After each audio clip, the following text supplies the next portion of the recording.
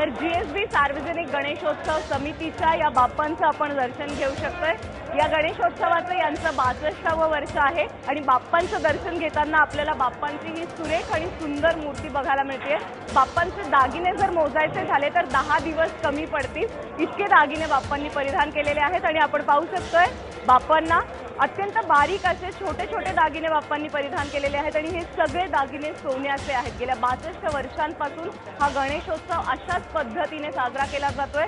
मोठ्या प्रमाणावरती गर्दी असते, बाप्पांची जी मूर्ती असते किंवा पूजा असते रोजची ती सगळी विधिवत केली जाते आणि सोहळ्यामध्ये बाप्पा असतात। बाप्पांना थेट जाऊन कुठल्याही भक्ताला हात लावता येत नाही जोपर्यंत तो सोहळ्यात होत नाही। आणि या ठिकाणी आपण पाहिलं तर जी पूजेची थाळी असते किंवा प्रसाद जो मिळतो तो देखील खास असतो। त्यामध्ये सगळ्या प्रकारची 5 प्रकारची फळं असतात, नारळ असतं, सुवासिनींना गजरा आणि फुलं दिली जातात। त्यामुळे अत्यंत भक्तिमय वातावरणामध्ये गेले 10 दिवस येते 10 दिवस ही पूजा होणार आहे। आणि इकडे आपण पाहू शकतो माझ्या बाजूला या मंडळाची खासियत आहे ती म्हणजे इथे रंगपूजा केली जाते आणि रंगपूजेसाठीची ही तयारी आपण पाहू शकतो। बाप्पांना खास असा प्रसाद दिला जातो आणि त्या प्रसादाचा नैवेद्य या ठिकाणी दाखवला जातो। केळीचे खांब लावले जातात आणि मग बाप्पांना तो नैवेद्य रोजच्या रोज संध्याकाळी या पूजेची सगळी जी विधिवत गोष्टी आहेत त्या केल्यानंतर हा नैवेद्य दाखवला जातो।